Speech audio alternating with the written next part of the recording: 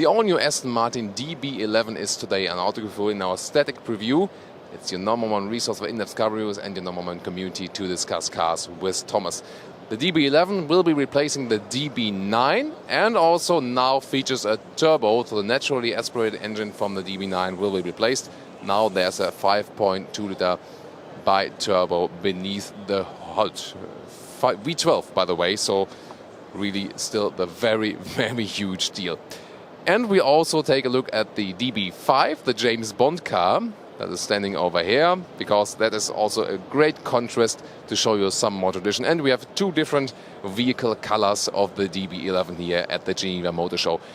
You see the car is so flat, it really looks like a Raptor, I would call it, with those huge air intakes. And I really love the Aston Martin design, this very central British design, which is most of the time just consisting of very few design lines, and that mostly accounts especially for the Jaguar and the Aston Martin models. So I want to hear from you what you think about this new front grille. There will also be a front camera included in it here, that you don't damage this massive low spoiler here. And it really doesn't look that much like a Gran Turismo like the DB9. It more really looks like a super sports car indeed, and this will especially become clear if we move on to the side profile. You can already see that in this line how strong the shoulders pop out there in the side profile. And by the way, the engine will still be from Aston Martin, not this AMG Corporation. The ones that were built after that one will be from the AMG Corporation. So a lot of people taking photos of themselves, you know. Can we close the door for a second? Yes, now we close the door. Let's see if there's a soft touch. Is there? No soft touch. Maybe that's a... There we go, okay.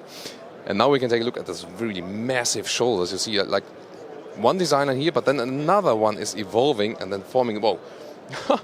Those shoulders are almost like as broad as some cars in total, and with this aluminum accent here on the roofline. So very, very beautiful and very strong design. 20-inch alloys in the two color scheme as we're used to it from a lot of cars nowadays. And what's also remarkable is that this rear window, you see we got the bright cover here to the contrast of the rear window. That's also a very interesting design idea. The wing will be retractable, and I think it's a good decision not to put a very huge wing on there. You see the taillights are so extremely slim, but this form that the taillights are catching the rear end, we've for example also seen that with the new Volvo models. And if we look down a little bit, let's see where we can find there it is, big exhaust. Wow, one and two, another pipe on the other side. Maybe Holger can kneel down for us just for once, our cameraman, that we can see the massive rear design. So definitely this is here one of the design highlights on the motor show, although just from the concept, especially with the V12, it's surely not this way kind of a future or technology highlight. That is to me more the smaller vehicles with hybrid drive, for example, or pure electric ones, or CNG. But this one here is more, the old school classic big sports car deal. Almost the same color, a little bit different of the gray, so they have a really great contrast where the brand is coming from. DB5, you've seen it in the two most recent James Bond movies, for example. And this is, of course, one of the classic cars here, definitely. You see with those spider spokes here. Isn't that beautiful? I mean, how would it look like on a modern car? You would think, oh, what is this? But still, here it's really a design icon. The rear, of course, totally different from what we see here today. Not even sure if those ones would be still allowed from safety regulations. And it's so tiny. Look at how tiny it is if you compare it also with the rear of the new modern car. But those strong shoulder accents, that there's a lot of space between the side windows here and the side barrier of the car. That is still in place nowadays, and there you can see where they also take some inspiration from. Very interesting, by the way, with the side mirrors here. It's also the inspiration that comes down to the sporty vehicles where the side mirror is not put in a triangle but at the side of the car. Very interesting. And finally we can take a look at the front of the car, which still features the old Aston Martin fishbowl grille and round headlights. I think this is probably the one that has changed most the front experience. Besides from the form of the front grille, this one has rather remained the same, but everything else is really a total difference from the past models. That's also, again, a very interesting insight.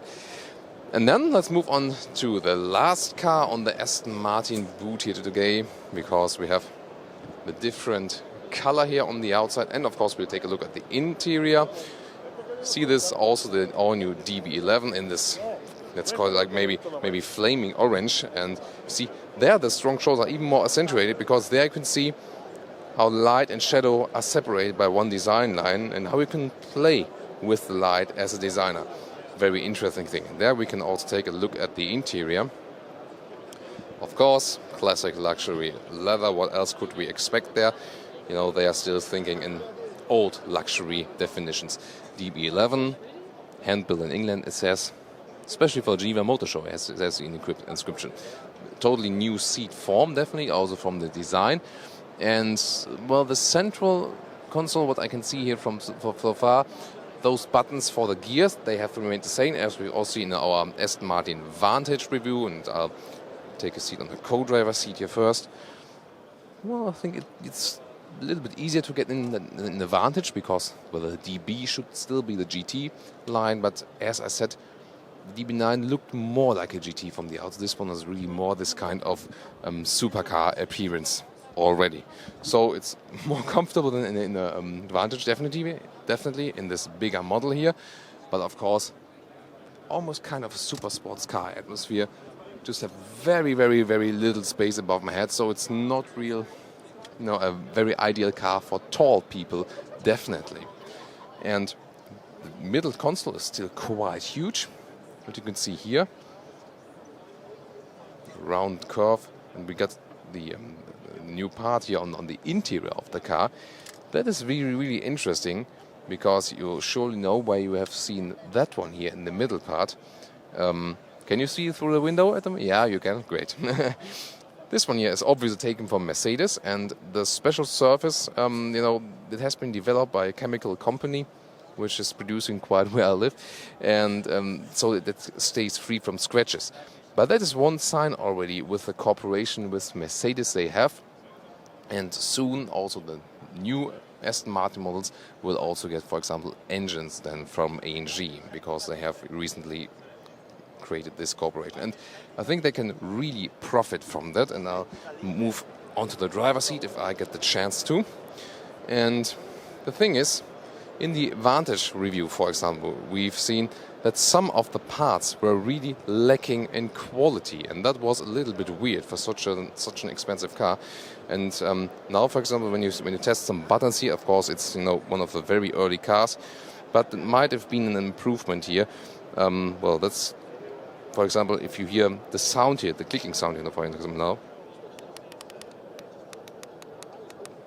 Those are one of the small details buyers of such an expensive car do pay special attention of. And I mean, if you pay a couple of hundreds of thousand euros for such a car, you can really expect that. And as I said, we didn't see it in the Vantage, but now obviously with the DB9 they have stepped up the game a little bit.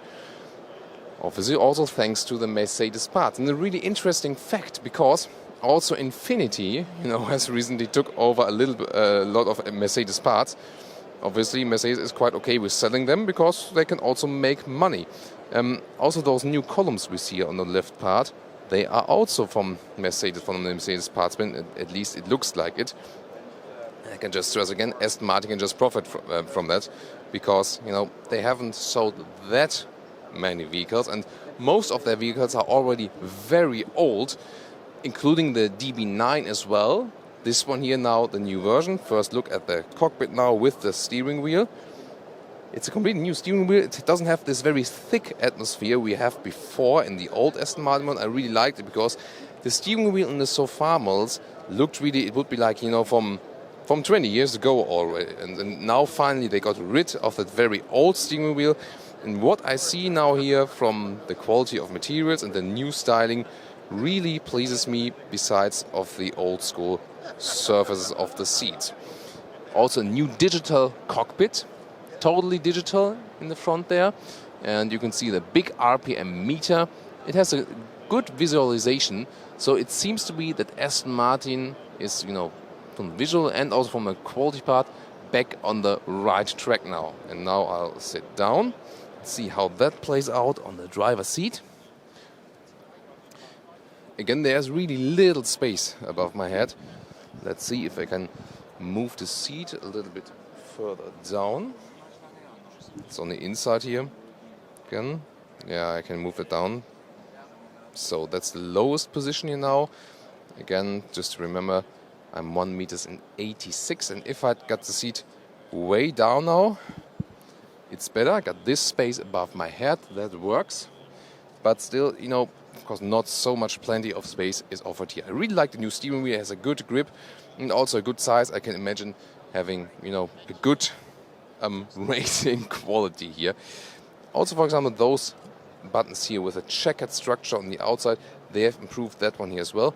So I think they heard maybe something from the reviews or also from the customers that they have stepped up the game in the little parts we can see right here. Also the digital cockpit, I'm usually a fan of analog cockpits, but this one here, as it's visually quite attractive, also looks good. Here you can also see the engine start and stop button, which is kind of this crystal style if you come closer again, with a new touchscreen on the upper part. And there you can put the gears in: parking, reverse, neutral and D, and then you start driving. Also capacitive buttons here to control the climate stuff. It's in a demo mode right now, so it's not working yet. But overall, you see, it's not bad if you, lend some parts from another manufacturer if it's already quite good. So, I have to say, so far I was really thinking, okay, Aston Martin is kind of lost as a brand. This new DB11 could maybe lead the path back then to the glorious past, also for the future now. Want to hear your comments on the exterior and the interior of this car? What you got as an impression? I would take maybe a bright wood or aluminum style interior. This dark wood is not really my favorite, but maybe it's yours. Definitely one of the most attractive colors here on the motor show. I wouldn't pick it as a personal car, but of course for a motor show purpose, definitely a very screaming one of this new Aston Martin DB11. One more I got for you here. Not only you can see here again the V12 5.2 liter twin turbo, 610 horsepower, the new one, because this is here a cutaway model, and it's not only about the engine. You can also see how the springs are mounted here, very interesting. And it's all about this aluminum frame. That is very interesting, and the special thing about this, talk to the guys from the company called Dow, like in Dow Jones, who are making the glue for connecting the special parts here. You see, there's always a mechanical fixation, and then there's also a glue fixation. And nowadays, you try to minimize the mechanical fixations and also try to add more glue fixation, because then the force is not only, when it's going like this and the stiffness is increased, and you can make it thinner to lose some weight. And then the force is not only at the mechanical fixation. If you glue the whole part then together, then the force is transported to the whole part where it's gluing together. And that is the advantage of using more glue than just the mechanical fixation in the cars. Of course, you cannot compare it with the glue you use at home. This is really an industrial kind of stuff. Also, what is very interesting, we see here in the cutaway model that there's another airstream here that is flowing towards the rear. So it's all about creating the best possible airstream there as well. In the lower part, we can also have an inside in the cutaway model of the exhaust, which will then probably create a very growling sound.